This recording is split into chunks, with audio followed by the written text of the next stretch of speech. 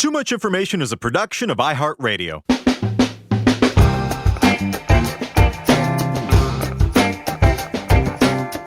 Hello, everyone, and welcome to Too Much Information, the show that brings you the secret histories and little-known fascinating facts and figures behind your favorite TV shows, movies, music, and more. We're your two Midwestern micro-scenes of minutia. I'm Alex Heigl. I'm Jordan Runtagh. Jordan, today we're talking about one of the lodestars of the 90s indie rock boom, a defining record for both Chicago and the increasing ranks of women with guitars throughout the era. That's right, we're talking about Liz Phair's Exile in Guyville, which turns 30 years old in June. I wanted to introduce a bit where I started pronouncing it in French, Exile in Guyville. I never really had too much experience with this record growing up because I kind of came of like investigating music age when her allegedly misbegotten and now reclaimed, as all things must be, as brave and innovative, her pop attempt came. And so I just saw her on MTV and VH1 with that pop song. What is it called? What is it even called? Why Can't I? But I kept seeing that cover and that name in like the Rolling Stone lists and the Spin lists and everything. And I was just like, what is going on with this? But, I never really got around to it until I did like a big deep dive in kind of that Chicago, like the roots of like Chicago, because I'm a huge Tortoise fan and I like Jesus Lizard and I like Steve Albini. So I was like doing a bunch of lists. This was like 10 years ago. I was like reading about Chicago a bunch and I finally put this record on and I was like, well, okay, I get it. I kind of like PJ Harvey's Rid of Me though better. Oh, yeah. That record makes this one, it's like Black Sabbath versus the Beach Boys. Not that I'm pitting women against each other. I'm just saying that one's a little bit more on I'm not so much into the kind of twee, mumbly, jangly pop stuff, even though it's sexually explicit, though it may be. I'm more like, give me the heinous guitar tones. What about you, bud? Yeah, I kind of came at this album from a similar place. I think I mentioned this numerous times on this show, but I was born in 1987, and I spent most of my childhood pretending that I was living somewhere between the late 50s and the mid 60s. So my engagement with any sort of pop culture from this era that I actually grew up in was pretty spotty. I started to get with the program in like the late 2000s as I was graduating college, and I'm fascinated by stuff that happened before I was born, but the stuff that actually happened like in my childhood in the 90s is still kind of a blind spot for me. But the music that I know best from the 90s is courtesy of my father, which despite my own boomer tendencies, my actual boomer dad never stopped listening to new music, which is something that I've always admired about him. Yeah, he's got really great taste in music. So Big Dick Runtagh. Big Dick Runtagh, yes. Incredible taste in music. While I was listening to Dion and the Belmonts and Ricky Nelson around the house, like, no joke, he was playing like Nevermind or something. So, which was a fun little like Alex P. Keaton role reversal that my friends always got a big kick out of. But my dad's favorite albums were almost without fail, usually by female singer-songwriters, especially in like the really passionate, tempestuous, pissed off vein. Jagged Little Pill was a huge one around the house. So was Fiona Apple's Tidal, Tori Amos's Little Earthquakes, Amy Mann, and Exile in Guyville definitely fit this bill. And I remember hearing it around the house sometimes, not quite as much as Jagged Little Pill, but it really wasn't until the 20th anniversary in 2013 and the resulting tidal wave of retrospective pieces that I realized just how revered this album is, which led me to giving it a well-deserved re-examination and appreciating it for the groundbreaking work that it is. It really is. And I mean, there's so much of like, there's so much contextualizing that always helps stuff and helps me check when I'm not like impressed by something. And so I definitely hear how like in the music scene at the time, like hearing this record and like Blowjob Queen and Run and all that, it was like quietly revolutionary. And I'll try not to let my scene politics poison that well. But so from the actual geological location of Guyville to the weed-fueled lengths Phair went to mimic and or tweak the Rolling Stones' Exile on Main Street as an influence, to the seething backlash she faced when the record took off, here's everything you didn't know about Exile in Guyville.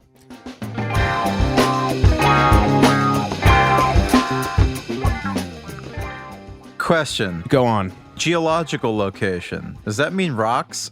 Is that a rock joke? Nope, that was yes. Well, I mean, It is now. I'm going to only read one of my headers here that I was marginally proud of. This is a subsection called Exile in Guyville, because they call it Chi-Town. Actually, I've heard Chicagoans hate that, so sure. maybe cut that. Yeah. Jordan, could we get Lori Lightfoot on the phone? Just hated Chicago Mayor Lori Lightfoot. To contextualize Phair's record and the scene it came from, we need to set our sights 7 years prior to its 1993 release in the magical year of 1986. Welcome to Heigl's Scene Corner. Alf was on the airwaves. Metallica's Kill 'Em All had just come out. Other things were surely happening. I'm sure we have friends that were born that year. I just don't know them. Yeah. Well, f them. That was the year when the Near Northwest Arts Council, or NNWAC, a Chicago nonprofit to support local artists, was formed in the not particularly bustling neighborhood of Wicker Park, which in the urban renewal trends immemorial was characterized by a lot of unused industrial space, much like, Soho when the free jazzers and the minimalists took over all of their lofts in the 1960s, and Bushwick in the in the early 2010s. 2 years later, that organization set up an office at the Flatiron Arts Building at the intersection of Milwaukee, North, and Damon Avenues, and they started holding a series of exhibition and performances that began the classic life cycle of, how should we say, underperforming, underutilized, what's not racist? Help me out here. More buildings than other resources. I like that. How about that? Yeah, and started transforming the neighborhood of Wicker Park into an artistic hotbed. In her 33 1/3 book on Exile in Guyville, author Gina Arnold writes, "When I knew it, in the early 1990s, Wicker Park was one of those slightly dangerous, edgy neighborhoods where lofts and practice spaces were cheap to rent, where young women didn't wander around alone at night without an escort, and sometimes even the escort was nervous. The storefronts were run down, and the bars were all dives. There were coffee shops rather than cafes, and one bought one's clothing secondhand. This all begins to change as Nirvana's Nevermind makes its merry way into the monoculture, and at this point, there was a huge influx of money into Chicago as recording legend, Chicago icon, and crank about town Steve Albini told Pitchfork in 2016. He went on to say, "You can't overstate how much that changed everything. Independent labels and bands stopped being sidelines and became growing concerns. Speculators wrote absurd checks to bands on very little evidence, sometimes without a note of music in the shops. Labels sank fortunes into promotion, buying out venues and offering tickets for free, paying headline bands for support slots and festival positions. Radio payola guys made a mint buying airplay to break bands in different markets. Lawyers got involved, some specializing in the independent major interface, crafting complex documents that were more likely to expire unfulfilled than run to term. Bookers became booking agents and managers. Local booking agencies became international players. Money changed everything, and one of the things it changed was the expectation bands had. Some bands saw this insane inflation as their birthright. Local journalists, bought off with access and promotional spending, began to write about this feeding frenzy, as though it were the renaissance of a music scene that had been percolating along nicely regardless." The man's got away with words. He sure does. Yes. I'm going to get a business card printed up for you. This is Crank About Town. Crank at large. Chicago, like a lot of major metro hubs that weren't New York or LA, nurtured a thriving underground scene in the 1980s and 90s. There were an enormous number of DIY labels in Chicago, and then a bunch of aggressively weird bands like Albini's Projects, Big Black, Shellac, Jesus Lizard, and then through the 90s, this turns into, there's also like a big jazz subculture where guys are getting into making what's called, I guess has been termed in retrospect, like post-rock, which is essentially when you get a bunch of guys who like jazz into a studio and they don't want to make a jazz record. The Tortoise is like the biggest band from like that kind of scene. There's another band called The Sea and the Cake. Jim O'Rourke, a big Chicago guy, and he's just one of those musical polymaths. Of course, Wilco. How could we forget Wilco, who would later adopt Chicago? You ever been to Chicago? Yeah, I like Chicago. My aunt and uncle live there. My aunt's my uncle's a longtime University of Chicago professor. I did not know that. Wow. Yeah, I like I've never Chicago. been. I just can't deal with it. It's too fucking cold, man. During the winter, that off the lake breeze effect or whatever they call that. Yeah. No, thank you. Even the legendary British DIY folk punkers, the Mekons, adopted Chicago as their base of operation in the early 90s. Guyville, actually, though, is a nickname for Wicker Park, which itself was also called Bucktown, came from the band Urge Overkill, who you will most likely remember from their Neil Diamond cover on the Pulp Fiction soundtrack. Girl, narrow. That's Urge Overkill. I'm told they did other things. They have a song called Goodbye to Guyville that was released in 1992. I feel like if they had just kept calling it Bucktown, that's got more snap. Maybe not Wicker. Yeah, Guyville's more evocative, though, I feel like. It's true. In a bad way, but more well, please evocative. tell us about that, Jordan. Yes. During an appearance on the show All Things Considered, Liz Phair elaborated on the concept of Guyville. She said, quote, "It was a state of mind and or neighborhood that I was living in. Guyville, because it was definitely their sensibilities that had that aesthetic. You know what I mean? It was sort of guy things, comic books with really disfigured, screwed up people in them. This sort of like constant love of social aberration. You know what I mean?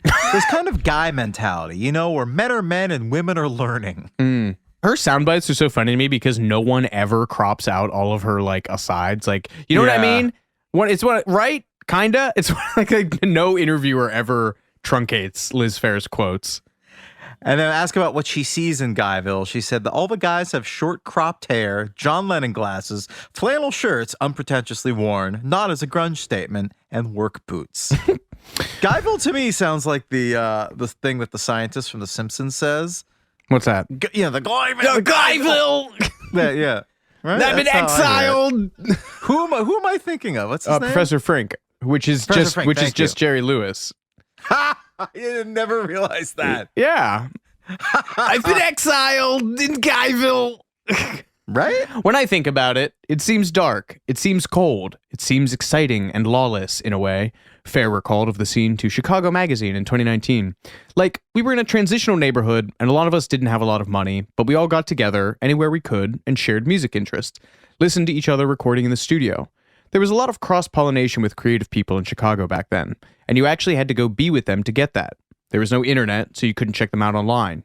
You had to go see them play. It forges personal relationships, for better or for worse. In November of 1993, just a few months after Exile was released, Billboard published a cover story on Wicker Park titled Chicago, Cutting Edge's New Capital, which predictably hastened the churn from arts haven to tourist destination. In a matter of weeks. Yeah. Longtime Chicago Tribune music critic Greg Kot, who will make many appearances in this episode, told the AV Club in 2017, "I don't think we've ever had an era where you can say, oh, what happened to Chicago music? There's an infrastructure here to support independent music that's artistically minded. It's not focused on that sort of commercial, let's get a song on the radio wave of major label signings that occurred in the early 90s. In some ways, that was an aberration. It came and went almost as quickly as it arrived. We may never see that again, and in some ways, I hope we don't. Because I thought it did put this artificial layer on Chicago that in some ways was antithetical to what Chicago's artistic scene has been all about for so many years." So that is the scene that gave rise to Liz Phair's groundbreaking album, Exile in Guyville. Let's talk about Liz Phair, the person at a glance. Elizabeth Clark Phair was born in New Haven, Connecticut in April 1967. Adopted at birth by intellectual and affluent artsy parents who worked at highfalutin places like Northwestern Memorial Hospital and the Arts Institute of Chicago, Liz Phair lived in Cincinnati until she was 9 when her family located to the Chicago suburb of Winnetka. Big Noise from Winnetka, swing band song that my jazz band played in high school. Anybody? Really? Anything? Oh, yeah. That's hilarious. Oh, it's my only point of reference. Now, my second point of reference of Winnetka is Liz Phair. She attended Oberlin College, graduating in 1990 with a BA in art history.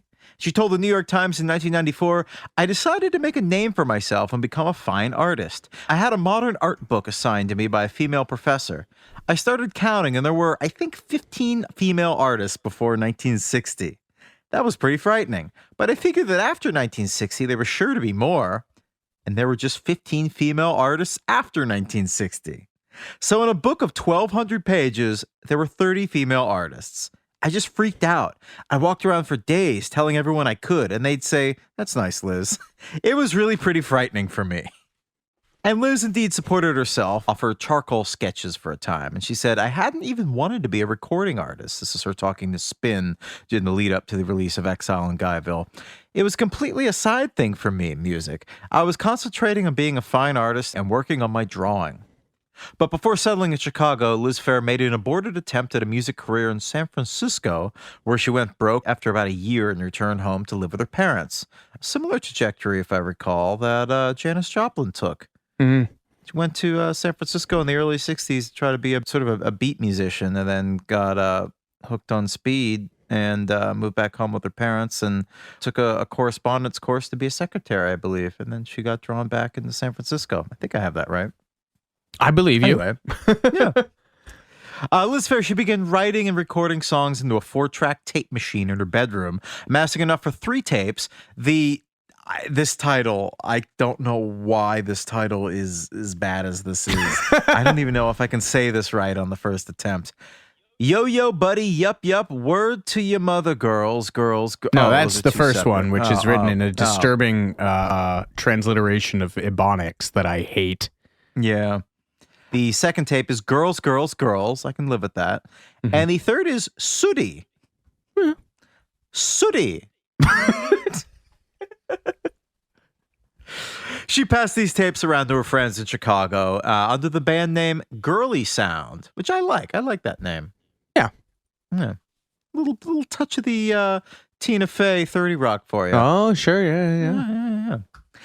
The other players in the Exile and Main Street story. Nope.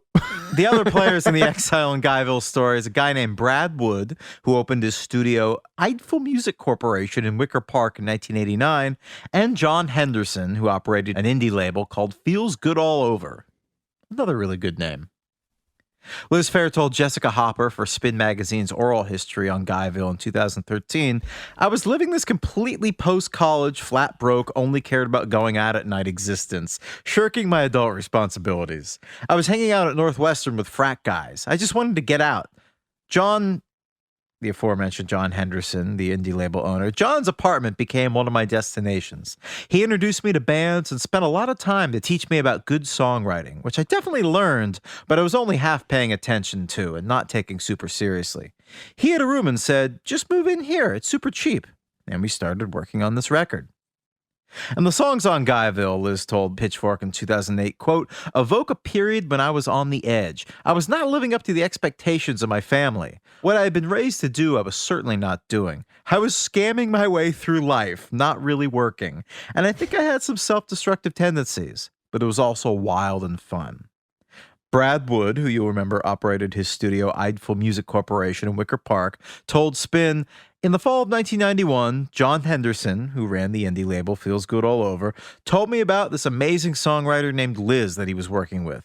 He thought my recording studio might be the place to make her record." But Phair and Henderson had a falling out, and she moved out of his place by December of 1991 and back in with her parents.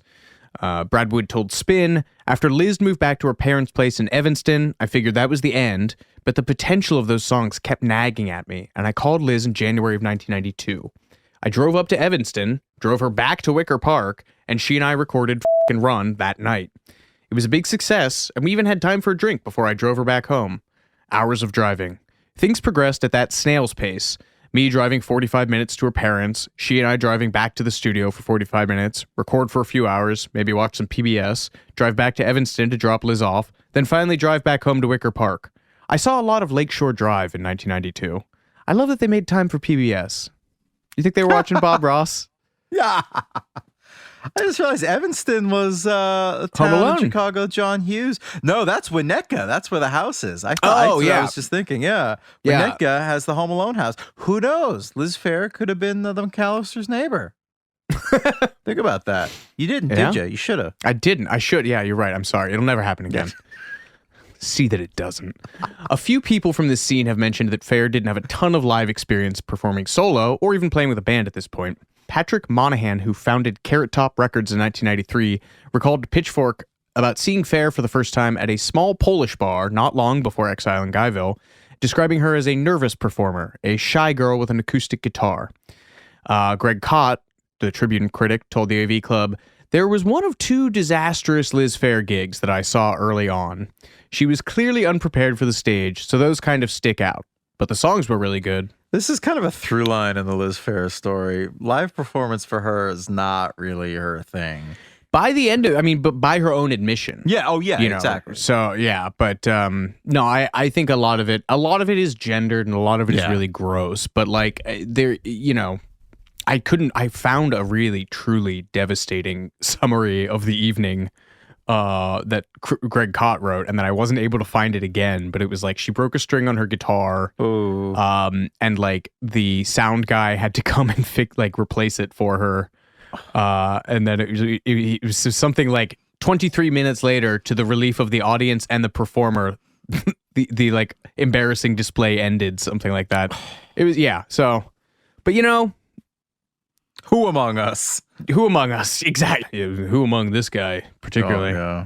Oh, yeah. You're a machine with that right hand. You're quite a strummer. That's how he got his nickname. Is that true, Joe Strummer? Yeah, from his right hand attack. So obvious, I thought it couldn't possibly be that, but I guess it is. But Phair's unpolished approach found its match in Brad Wood. He will get into some of his recording techniques later, which are really endearing and really wild. But he told the AV Club, "I think that was the first time where I worked with somebody who was writing really great lyrics and great songs, but also was not encumbered with a band. Working with Liz was the first time where I was doing things musically that I had been thinking about for a long time, or that I hadn't done since I was in college, with my cassette 4-track and a delay line and a couple of microphones, just goofing around." As you meditate on that, we'll be right back with more Too Much Information after these messages.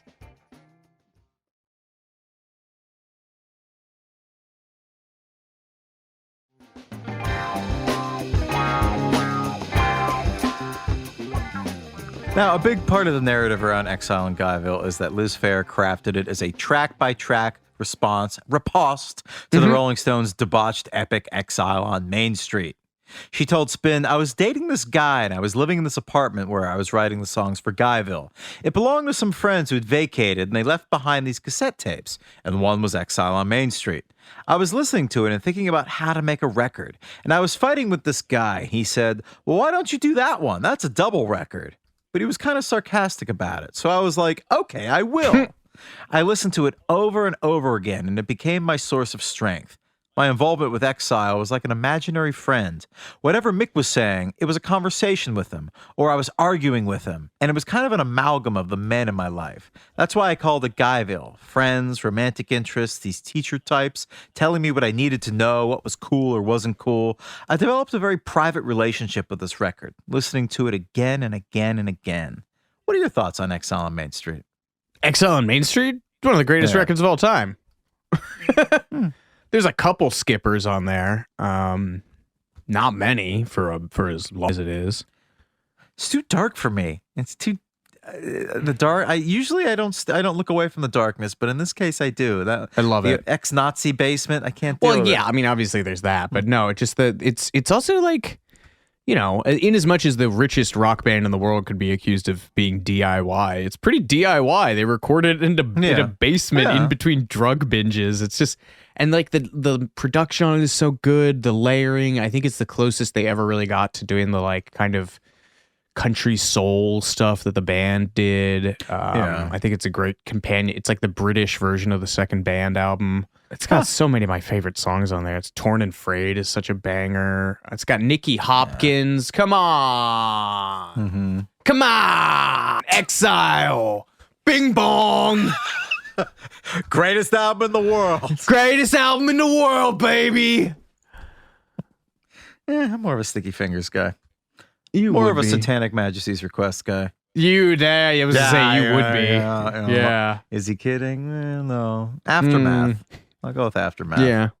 Black and Blue. Black and Blue. Anyone? Goat's Head Soup. Goat's Head Soup actually has some bangers. Winter on it. is incredible. 100 years ago. Oh, yeah. They call me Lazy Bones. I just love the production on those things. It's so like, it just sounds like, I mean, Goat's Head Soup literally sounds like soup. It's like you're swirling in this seedy miasma of like, much like Exile and Guyville. And that's what they talked about with the production here. They were deliberately trying to be like, how do we make this like murky and weird? And they built all of it around just her guitar and voice, and then added all the extraneous crap to it. Not extraneous, but like added all the weird percussion layers and sound loops. And anyway, sorry. Where were we? Oh, you were talking about Exile Main Street. Don't get me started on Exile Main Street. Well, of making an album that was a response to Exile Main Street, Liz Phair told writer Rob Joyner, who now writes about MMA stuff. Really? Yeah, I tried to. I wasn't a hundo verified on this interview that I found everywhere, because he doesn't seem to have much of a digital footprint. But because this was like archived on a Blogger page. Do you remember Blogger? Oh my God. But Zanga. Yeah. But from what I could tell, he now focuses extensively on covering mixed martial arts, which it's the natural progression. Yeah. Well, Liz Phair told Rob Joyner, I thought it was a cool structural device, and I wanted to give myself something extra to think about. I come from an academic background, and I got off on going through my little warehouse of songs to find the ones I thought had the same feel or were of the same type. The more I listened to Exile on Main Street, the more it was perfectly appropriate. I began to organize my songs into a correspondence with themes I'd seen in Exile on Main Street. I made lists and lists of what Exile songs were, 3 words or less. What kind of song was this? And made tons of sequence lists, different orders of the songs I wanted to do. It was like writing a thesis, taking a song of mine and somehow putting it in a dialogue with a song on Exile on Main Street, both sonically and lyrically. I absolutely took it dead seriously. I sat around with stacks, like hundreds of pieces of paper. You have to remember, I was stoned a lot. I love that quote so much. I was a 20-something no job. I hung out playing guitar all day. I had all this education. I thought analytically, and someone had made a dare. And she describes charting the sequencing of the records with symbols like asterisks or crosses that indicated like a poppier song or a slower one. She continued, I went nuts. I can't tell you. We would go into a studio and I'd be like, you have to have this big guitar solo 3/4 of the way through, because that's what Exile on Main Street has. And the lyrics had to be an answer, or my equivalent. I put so much into it, and uninterrupted attention. It was like a doctoral thesis. And decades after the release of Exile and Guyville, sometime around 2005, she actually met Mick Jagger. This was around the time she was finishing up her album Somebody's Miracle in an LA studio, and nearby the Stones were having a listening party for their latest album. I think it was their last album of original material, A Bigger Bang, in 2005. And a producer, John Shanks, introduced Liz to Mick Jagger, and she recalled, I can barely speak, and Mick is just kind of standing there, not interested in me at all. Like, yes, I've heard of you. This is her talking to the Chicago Tribune in 2018. And he basically forgave me for my using of their name to sort of make myself famous. It was not like, wow, thanks for that awesome thing, that great album. It was kind of like, you're welcome. That sounds like what Mick Jagger would have done. There are a few more obvious links between the records. There's Flowers, which is an allusion to the Stones track Dead Flowers, which does not appear on Exile on Main Street. Mesmerizing is the name of the Liz Phair song. Mesmerized is a lyric in Rocks Off from Exile. And even Shatter, the song Shatter, could even be a reference to Shattered, which is on Some Girls. That's the one where Mick Jagger raps. That's my favorite. It's so bad. He's like, what's the one part where he goes, I'm shattered. My brain's in tatters. It's been splattered all over Manhattan. Like, it's so, for being one of the most dynamic frontmen ever, he is so astoundingly bad at trying to do this newfangled thing they call rapping. Oh my God, it's so funny. It's worse than Blondie. I kind of want to punch that in if it wasn't for the fact that that seems like Sue bait. Oh yeah, they'd get our ass. Phair told Details magazine in 1994 that while she was still attending Oberlin College, where she graduated from in 1990, she tried to seduce a guy on one drunken night. I had this big crush on a younger man, and I was so frustrated. I felt like a man dealing with a young fawn of a girl. I'd been dancing around him in ways he wasn't even aware of, and all I wanted to do was get down and bone. Was this you? Phair did end up getting the guy in bed where he did nothing but fall asleep. Oh yeah, She said he just. She said he just snoozed there. It was ridiculous. Yeah, that's great. That's great. So one of my favorite things about Exile is all the like extraneous noise in it, and they also really loved that when they were making Exile in Guyville, because Brad Wood talked about deliberately going like yeah and woo while he was doing drum tracks to sound like Mick Jagger, like whooping it up in the background of Exile, where he was not present. That's always my favorite thing about that. There's that they just handed off this behemoth of a record to Mick, and he finished it all out an ocean away. He's there for some of it, but he was mostly living, I think, in Paris when Keith was living in Nelcote in southern France. So yeah, but he was there for some of it for those basement sessions. But no, he wasn't. He wasn't cool enough. What was I going to say? Oh, yeah. They added maracas, shakers, looped percussion, because that was their way of trying to get at like all of the percussion on the Stones rhythm tracks. Wood also used cardboard boxes and pillows that he would put contact mics on and play them through guitar effects pedals for percussion sounds. He got the percussion sounds on one of these tracks by just banging on a countertop with like marimba mallets. He told the AV Club, Dance of the Seven Veils has a lot of that. I used an old sampler that I found in college and used samples I recorded of a mission in the music department, and I was recycling that stuff, pitching it and changing it and putting it on the record. In addition to all of that, he played bass. He wrote and sang most of the harmonies on the record. As I mentioned earlier, he drummed. And there's another guy at the studio, Idful, Casey Rice, who played lead guitar, and Wood told Spin that Casey devised a great way to set up two guitar amps facing each other, with me in the middle with a Telecaster turned way up, and depending on which way I leaned, would generate a different pitch. He was great at setting up controlled feedback situations. That's what Santana used to do. He would mark off where he would get all the different feedback parts. And that's how they did Heroes, too. That stuff that everyone thinks is like an EBO or like a tape delay, that's just like they marked off where he would stand in the studio to get that kind of self-sustaining feedback drone. I didn't know that. Wow. Yeah, cool stuff. The record was tracked piecemeal. Wood worked backwards, structuring the drum patterns and bass lines around Phair's vocal phrases and guitar riffs, and then Casey Rice would add his lead guitar tracks. Wood told Spin, almost every song on Guyville started with Liz playing her guitar to a click track or drum machine or looped hand percussion. Drums were often added last, which is the opposite to how a lot of rock music is recorded. Ass backwards.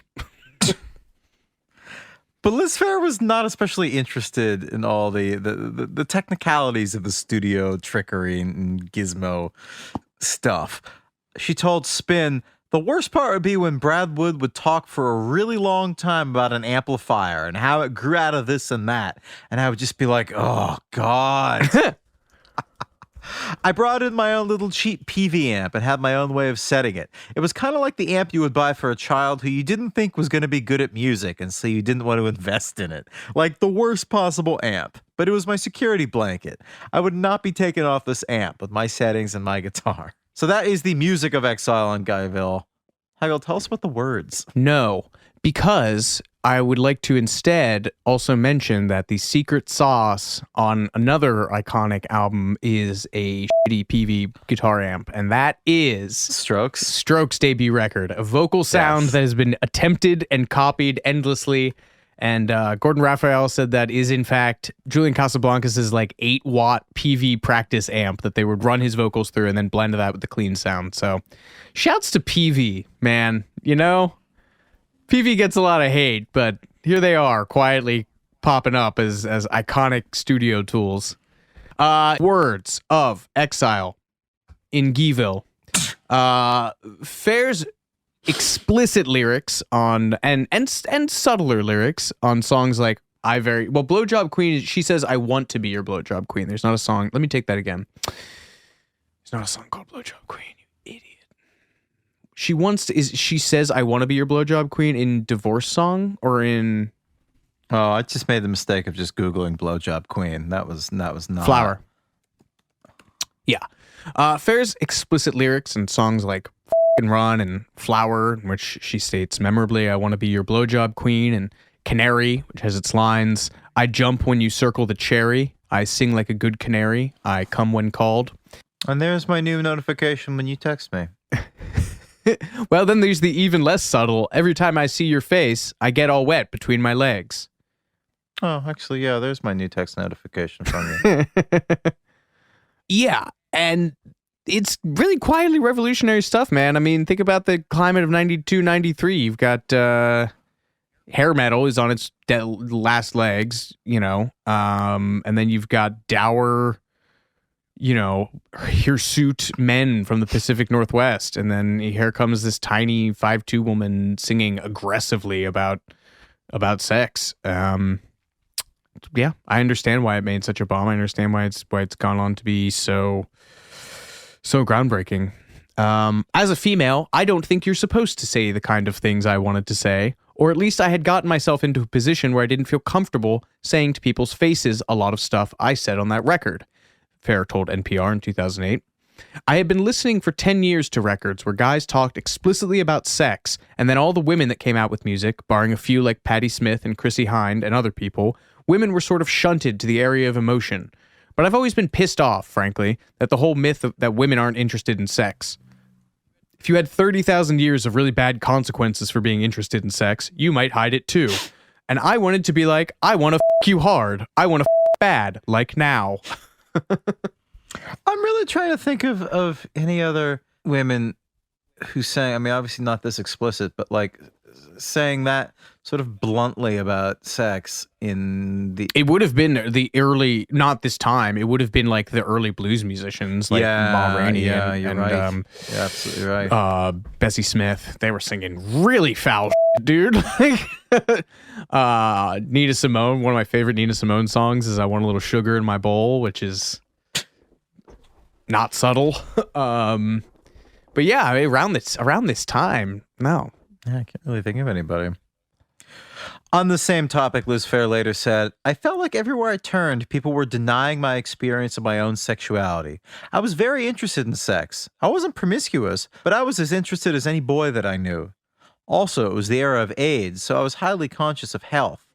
I got tired of reading articles justifying social norms with these really limp studies about how animals behave. They hadn't studied the female brain enough at that point, and they were still trying to tell you that you didn't have a G-spot and that women were less interested in sex. And I'm like, maybe because they married a guy for security and they're just not into him. Like, there are other explanations. I felt like it was really important to want overtly and to lust and to be able to own my own sexuality. I was scared to do it, but I felt like it was important to take the territory back for myself. Good for her. What do you think about all this? You're kind of a prude. Well, someone's got to have these discussions. I'm just glad it's not me.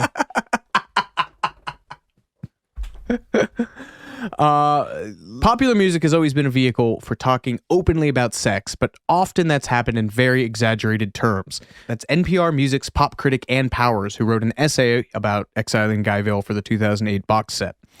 The brilliant thing Liz Phair did was talk about sex in a normal tone, as if it were part of her normal life.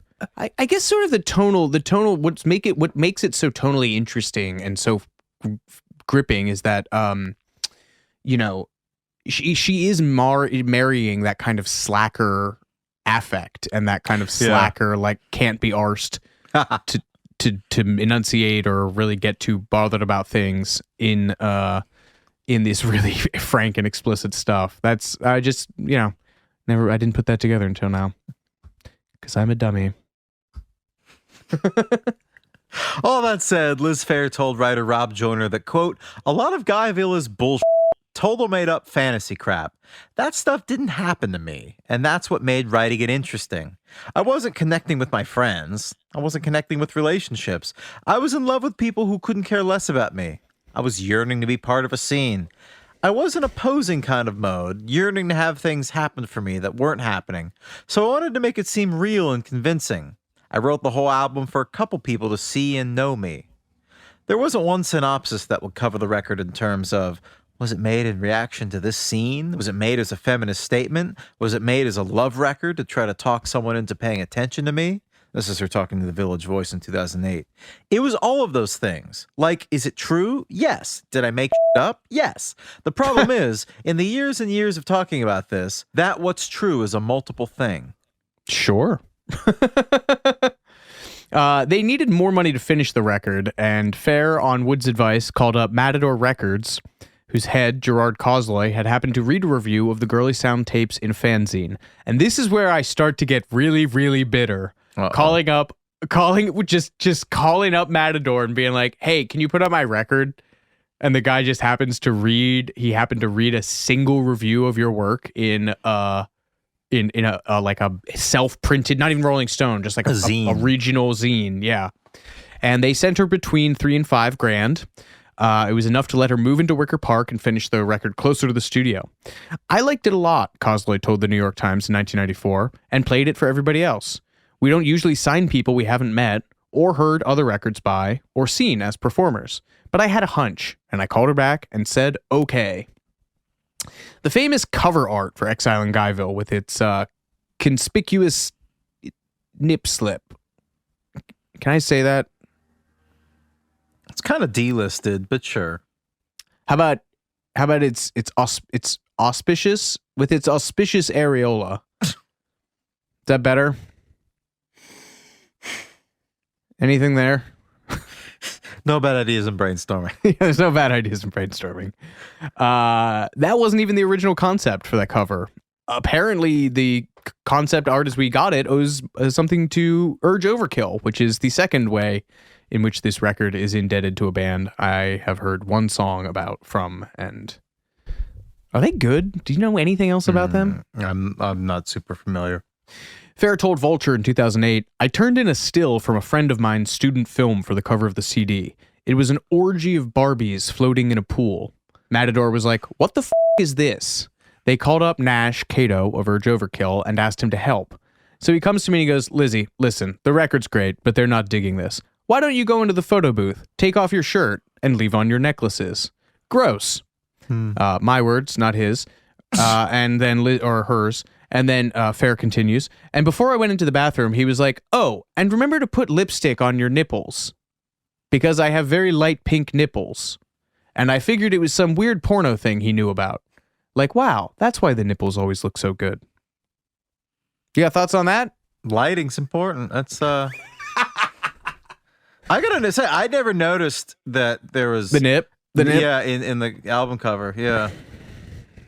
Well, I mean, I was always seeing it at about like 1 inch by 2 inches in like Rolling Stone or Spin. I don't think I saw it in a record store physically until years later.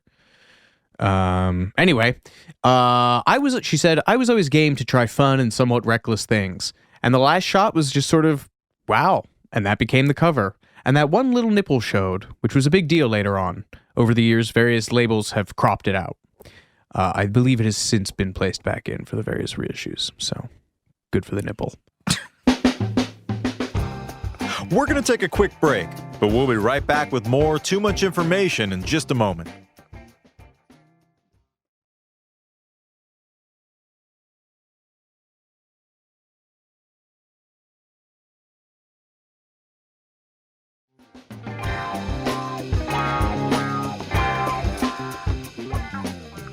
Buzz around Phair's release started building from basically the second that advanced tapes of Guyville hit the streets. And she was already looking a little askance at it. She told the Chicago Reader in January of 1993, I'm completely serious about success, but I also realize the pitfalls of that, you know? But what's going to happen to me if everyone thinks it's hot shit? Am I ready for that? Am I prepared to achieve at the level I might have to? That's a very prescient quote. And now we go back to Liz Phair's uneasy relationship with live performance. Some kind of shaky early gigs didn't really help the perception that Liz Phair was a rich, ambitious girl from the suburbs who hadn't paid her dues. Greg Kot quoted the Chicago-based Thrill Jockey Records head Bettina Richards in a 1994 Tribune article as saying, the only thing that's aggravating is that there are other female songwriters I love that couldn't understand why they're not getting the attention Liz Phair is. Barbara Manning, for one. To me, her lyrics are so sophisticated, but she's also not as aggressive about wanting to be successful. I don't see her ever putting her chest on a record cover. And even Liz Phair's former supporter, Feels Good All Over record head John Henderson, bashed Phair to caught for, quote, talking about how male-dominated the record business is in her interviews and then hiring established figures such as Will Boatwin to be her manager and Bob Lawton to be her booking agent. I don't know who those names are, but I assume they're very powerful men. Yeah, I mean, or at least they are men. Men, yeah. Yeah. And this is where the backlash is. This is honestly, I don't co-sign this, but I do find this to be the really interesting stuff because the politics around like what would have been considered sellout and ambition they are so foreign to us these days. There's no way you would talk about any female artist like this today, or any artist who just wanted to get famous or wanted to sell records, or like, you know, had a like a nipple shot on their record, you know, like. We talked about it, like, I know, like, Cardi B and Megan Thee Stallion got in trouble for WAP, but it certainly wasn't coming from their own, like, home team, you know? It was coming from, nowadays it would be coming from, like, conservative media. This is, like, area record labels, like, slamming her in the paper. That's crazy. Just such an utterly different climate. And in the same Greg Kot piece in the Tribune, Liz Phair defended herself essentially by saying, my critics saw me as the lucky daughter that the new daddies are going to take and make. And they ask, why do I deserve it? But it's not about deserving it. It's about the path of least resistance. I'm accessible enough in so many channels, and you can sell me really well, which is very self-aware. Yeah. It's funny. Her self-awareness and like candor and everything either comes across, I can see why people were like turned off by her and like annoyed by it and thought that she was just kind of this Johnny come lately and very brash and getting a lot of unearned resources and hits and everything. But it is so funny the way that she is just very astute about the business and kind of her place in it, you know? Casey Rice, who played guitar on Exile and Guyville, told Spin for their oral history. He said, I agreed in some respects with the criticism of the backlash. It did seem unfair in that regard. And then here's the real nut of that quote. But when was the music business about being fair? So always, grain of salt there. The record was a critical hit. It was #1 album in the year-end critics poll in Spin and the influential Village Voice Paz and Jop critics poll. And by Chicago indie standards, a financial hit as well. By the spring of 94, it had sold over 200,000 units, peaking at 196 on the Billboard 200. It was Matador's most successful release at the time. In 1998, it was certified gold by the RIAA, which is 500,000 copies, right? Mm-hmm. It was like a bomb went off, Brad Wood told the AV Club. There was everything before Exile and Guyville, and then there was life after that. Nothing has been the same since. Gerard Cosloy, who's head of Matador, told New York Times, if you had told me we were going to sell 5,000 copies, I would have been satisfied. If it had been 20 or 30,000 copies, I would have been pretty shocked. There was no precedent for it in my experience. The sales were generated by a lot of word of mouth and by Liz's hard work.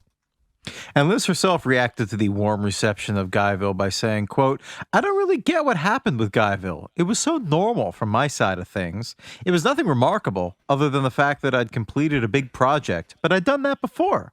Being emotionally forthright was the most radical thing I did, and that was taken to mean something bigger in terms of women's roles in society and women's roles in music. I just wanted people who thought I was not worth talking to listen to me. But, Phair also recalled to Rob Joyner, nobody in my neighborhood liked me after the record came out. I'd walk into bars and my friends would be debating, she dyes her hair blonde, she can't sing, she came from the suburbs. They were so furious with me because I didn't deserve the attention I was getting. They'd been slogging away in the city, being indie for 10 years, and I get out of school, throw this thing together, and boom, I'm the poster child for indie. And she sang about this phenomenon in the song Never Said, which she wrote to be the album's big radio single. She put it as the 5th track on Exile and Guyville because that's where she felt the most crucial songs should go on every album. Case in point, on Exile on Main Street, that's where Tumbling Dice went, which was kind of the pseudo-radio hit. Phair later said of Never Said, it was just kind of like about the music scene and how catty it was. People were always getting upset about something that someone had said about their band or whatever the latest gossip was.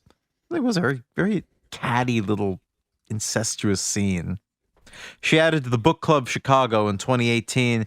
There was also a lot of blowback when my record blew up because I hadn't been in the scene as long. I hadn't really paid my dues in their minds. Maybe it was the suburban thing where some were like, oh, rich girls getting all the attention. I think there was a sense that people felt they were waiting their turn longer. That was a little upsetting, as well as how they took the sexual songs on my record and amplified it, which I didn't have anything to do with. Lots of bands were talking about sex, but they picked mine up and turned it into like a Playboy centerfold thing. That was actually traumatic for me. I got a little anorexic during that period because I felt really exposed and didn't know what was going on. I wanted to impress the neighborhood, and then I got picked up by this national media thing, and I got a little lost in there. How do you feel about all this? About her kind of not knowing what was about in the store for her? backlash? Just about this backlash. You've been part of it. You were part of our little micro scene in Brooklyn where people get, mostly me, people get red-assed about other people's success and paying your dues and so on and so forth. I mean, I understand that from an emotional standpoint, how galling that can be, but also if you have somebody coming along that makes a piece of art that resonates with people right away in that moment, I don't think it's something that should necessarily have to be earned. I think it's something that you made the right piece of art for the right moment. Yeah, I have aged into thinking that, but a small and secret part of me is still full of rage. Such rage. Because I don't know, man. It's tough. It's really the whole major label feeding frenzy of like independent music in the 90s did this to like every fucking scene. You know, they did it in Berkeley, in San Francisco, they did it in Seattle, they did it in, Portland, they did it, like they just parachuted in and a couple people, and it was never a rising tide lifts all boats. The rising tide in the music industry, the rising tide doesn't do shit for the other boats. So it's like, yeah, I understand the bitterness and I understand. I think if anything, she probably didn't help her case by like immediately abandoning like Chicago and going to become, because she moved into like film and television composing and stuff, and then going extremely pop. Like it's not just that she parachuted into a scene and profited off from it. She abandoned it and never looked back. So I understand that, but also whatever, dude. Musicians getting paid. She wrote songs people like. That's it. You either die an indie hero or you live long enough to become a producer. Okay. Bar none, the most famous bit of hatred from this era comes from Steve Albini. Albini is probably most famous for his work as a producer, engineer. Stuff like Nirvana's In Utero, Pixie Surfer Rosa, a million other things. But he was also sort of an enfant terrible of the Chicago underground for quite some time. It's funny that everyone is like, Steve is actually a really nice guy. and he's also actually really mellowed out since he actually wrote like a very long and heartfelt thing in Mel magazine of all outlets, being like gracefully and maturely and like apologizing for all of his like provocateur that he did and owning it and being like, I'm sorry, I was really shitty me at the time. I'm like doing a bunch of work to correct that, and I hope I can be forgiven for that stuff. So I find that really sweet. But he was also in a band called Rape Man. And his band, Big Black, had songs about child abuse, cat being slaughtered. And he was very famous for what a different generation would call his poison pen. He would just constantly write these screeds to mostly the Chicago Reader, because he really had a bone to pick with Bill Wyman, the critic, not the Stones bassist, but probably him too. And like Maximum Rock and Roll. And he wrote probably his most famous in January of 1994. The previous December, Bill Wyman had named Exile in Guyville to his best of year-end list, along with Urge Overkill and the Smashing Pumpkins, and had written this defense of them, saying that the backlash to them from the underground scenes was not deserved.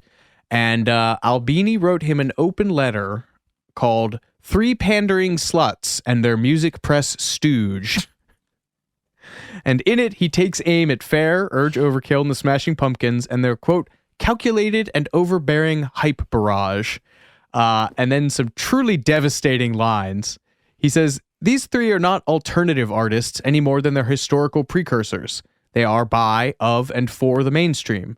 Liz Phair is Ricky Lee Jones, more talked about than heard, a persona completely unrooted in substance, and a f***ing chore to listen to. Smashing Pumpkins are REO Speedwagon, stylistically appropriate for the current college party scene, but ultimately insignificant. And Urge Overkill are Oingo Boingo, wieners in suits playing frat party rock, trying to tap a goofy trend that doesn't even exist. Obviously, history has proven him wrong about the Smashing Pumpkins, but damn, that is a withering put down. In his column, though, he did concede that Phair and her album are probably the least offensive of the three you focused on in your column, which may explain why you think she is any good. Wyman later wrote of this backlash and particularly his relationship, his patronage or whatever of her in 2016. He wrote, I like gossip. The free flow of information is great for journalists, particularly back then when I was one of the few people who had a public outlet for it. But I gotta say a lot of it was heavily sexualized and felt hostile. One letter to the editor slamming Phair said I was, quote, trying to get a whiff of Winnetka pussy. That was typical of the tone. The Chicago Headline Club, at its annual comedy show at the Park West, did a weird skit that implied we were sleeping together. A local journalist named Ben Kim was really vicious in trashing Phair's live shows, and then in response, she canceled an interview with another journalist who worked for the same outlet Kim did. Even at a local level, it was just ugly. And this is maybe goes some way in explaining why Liz Phair started to sort of sour on her feelings for Exile and Guyville by October 1994, a little over a year after the album was released. She told the New York Times, I can't feel these songs anymore. I have to act like I feel them. It feels very scammy to me. It feels very much not a sincere element for my music. I can get really upset about this. She continued, if performing live is a livelihood, I'm never going to make any money in this business. They can try really hard to make a performer out of me, and I'll rise to the occasion, but I'm much happier making the art. And if this messes up my career, I can accept it. I can be poor again. Some people just take to performing and it feeds them, but it drains me. What feeds me is to have an actual project for my efforts. Where is it written in the good book that if you make records, you have to play live? There's plenty of bands out there playing live. What do they need me for? I don't think I can give it up for a couple of years, but there's no way I'm going to play this out. I may make albums for a really long time, but in terms of promoting them, that's totally finite. Again, very self-aware, very self-assured and self-aware. Her follow-up records, 1994's Whip Smart, and 1998's White Chocolate Space Egg, all one word. No, I reject that. They didn't flop exactly, but nor did they quote-unquote capitalize on the momentum from Guyville. Then, of course, in 2003 came Phair's self-titled record. She was open about the fact, and had been since 1998, that she wanted to make money from her songs, and so she hired the songwriting and production team The Matrix, who had produced songs by Britney Spears, the Backstreet Boys, Ricky Martin, and of course, Avril Lavigne's deathless hit, Complicated. Phair told the Washington Post, at this age, I wanted to feel more like an entrepreneur, not just a dumb artist. I wanted the work-to-reward ratio to be more recognizable. The first half of that is a little clunky. The second half of that I understand. Mm-hmm. She'd been open about this, the financial side of her career before. She sang, it's nice to be liked, but it's better by far to get paid on a song from 1998 called Loads of Money. The first single from the self-titled record, Why Can't I, charted on the adult top 40 and hot adult contemporary charts, and its music video landed Phair in heavy rotation on VH1 for the first time. It sold respectably, but not enough to earn her the you money she probably wanted for making such a blatantly commercial pivot. It took until 2018 to even be certified gold. Ooh, 15 years, wow. That said, I did take a look at the Spotify numbers today. Why Can't I, this single, has 35.2 million plays. All the Exile and Guyville stuff, The top stream is Fucking Run with 6.9 million. So Is it on like a soundtrack or something? I'm trying to figure out why that song's so much higher than the rest. the numbers don't lie. It's probably on a bunch of like 2000s throwback playlists. Would be my bet. Well, Liz faced yet another backlash from fans of her earlier, more idiosyncratic work, though at least some aspects of her songwriting remained unchanged after this very divisive self-titled pop album. There's a song on that album called HWC, which stands for, you say, white, hot, White. hot, What do you- white. What do you think Liz Phair would be singing about? Not chick, I imagine. No. Oh. I mean, I want to be your blowjobs queen, hot, white. Okay. Don't make me say it. No, I won't. Thank you. Another song on the record chastises a younger lover by saying, your record collection doesn't exist. You don't even know who Liz Phair is, which that's a great line. It is. It's funny because it's sort of a meta tweaking of like what she wrote about Exile and Guyville, that she was surrounded by all of these guys talking down to her about music. So now she's like flipped it. That's either very clever or very grating, depending on where you stand. I like that. Yeah. But critics for this self-titled pop album were savage. New York Times critic Megan O'Rourke titled her review, Liz Phair's Exile in Avrillville, and complained that Phair, quote, gushes like a teenager, having, quote, committed an embarrassing form of career suicide. Matt LeMay at Pitchfork gave the album a 0.0, sniping, it's sad that an artist as groundbreaking as Phair would be reduced to cheap publicity stunts and hyper-commercialized teen pop. And Liz Phair would later come at Megan O'Rourke by saying in 2019, Megan ought to try wearing some hot clothes and having a good time. She might be happier. She was kinder to Matt LeMay at Pitchfork, the guy who gave her a 0.0. He apologized for his, quote, condescending and cringy review, and Liz forgave him. She tweeted that she enjoyed his pan much more than others because it, quote, had some humor in it. I, for one, remember none of this controversy in 2003 when she went pop. This seems like a Dylan going electric type thing. I have no memory. Oh, I remember it. I remember it on people talking about it on MTV and VH1. I think it was even landed in some of those. Because remember Jewel did it too? Yeah, Jewel I remember much more from. Yeah. Much more of. Let me listen to this damn song. We're going to do one of those YouTube React videos. Holding hands with you when we're out at night. Got a girlfriend, you say it isn't right. And I've got someone waiting too. But this is just the beginning. We're already wet and we're gonna go swimming. Why can't I breathe whenever I think about you? I think I always thought that was like Michelle Branch or Hilary Duff. Yeah, I remember this song. Yeah. It's kind of a banger. I like it. I like it quite a bit. Or like Ashley Simpson. Yeah. She sounds so young. Like, I don't know how they treated her vocals. Probably a lot of pitching. It's the panned radio effect delay that instantly marks it as a 2000s production. No, I can see why you would hate it if you, like, Exile and Guyville was part of your, like right on your shelf next to, like, Slater Kinney and PJ Harvey and Tori Amos and Fiona Apple, and then this comes out after 5 years. You'd be like, what the happened? But, you know, conversations around selling out were very different even 20 years ago.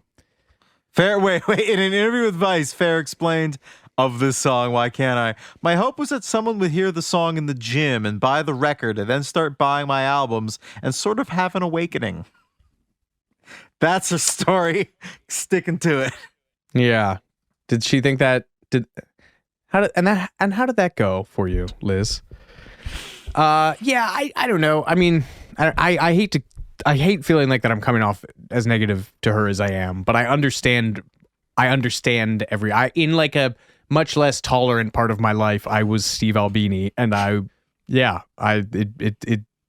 rich girl coming in from the suburbs and joining your scene walking away with 200,000 copies of a record sold, never coming back, or making music that sounded like that again. Yeah, I get it. But I still find her very charming and funny and self-aware and obviously a great songwriter. And, she doesn't seem particularly damaged over it. Although she did say in a 2010 interview with Consequence of Sound, the interviewer asked if she felt trapped in a can't-win situation between her critics and her fans.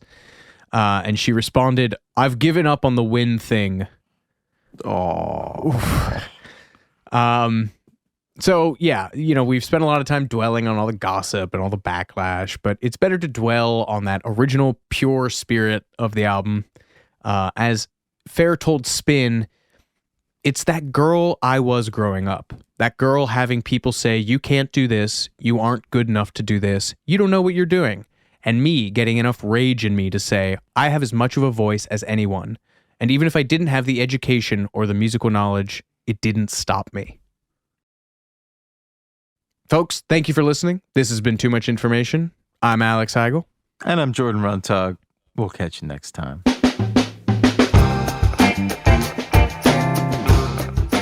Too Much Information was a production of iHeart Radio. The show's executive producers are Noel Brown and Jordan Runtagh. The show's supervising producer is Michael Alder June. The show was researched, written, and hosted by Jordan Runtagh and Alex Heigl. With original music by Seth Applebaum and the Ghost Funk Orchestra. If you like what you heard, please subscribe and leave us a review. For more podcasts on iHeart Radio, visit the iHeart Radio app, Apple Podcasts, or wherever you listen to your favorite shows.